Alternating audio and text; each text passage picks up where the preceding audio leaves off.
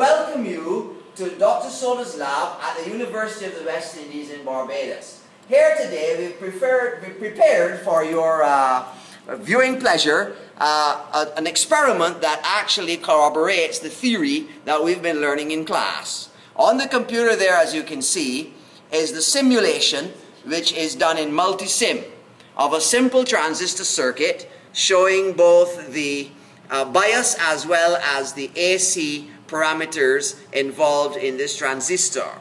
And over here now, we've actually built the circuit using the identical transistor and components. Here is the popular 2N2222A transistor used in so many laboratory experiments in colleges and universities all across the world. As you can see, here is the tab, the little metal tab that signifies the emitter of the configuration. We're using the metal can version of it rather than the plastic TO92 package. So with the metal can, we have the semicircle of pins around, and this tag here indicates the emitter. So here is the emitter resistor, here is the collector resistor, and here we have our voltage divider bias and an input capacitor through which we are feeding the AC signal from our signal generator. Now over here we have the meters actually recording the exact current and voltage. Right here we have the collector current, and over here we have the voltage across the transistor from VCE, which is directly between the collector and the emitter.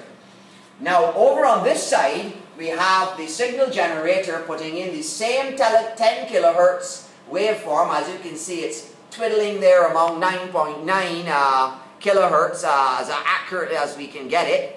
And we have the sine wave coming in here, which we are monitoring over here on the oscilloscope, and we are monitoring the output here from the collector resistor right along with it. Now the components have been exactly calculated that we should have unity gain for our AC signal, and as you can see, the oscilloscope controls are identical. We have it on calibrate, we're not cheating. We have here 0.2 per division on both of them, and as you can see, they match up perfectly. Of course, we get a 180-degree phase shift between the input and the output, so that's why that waveform looks like that. So the whole purpose of this exercise was to demonstrate to you and the rest of the world that in actual fact, when we actually build the animal using all these little wires and bits, we end up with the same results that we would get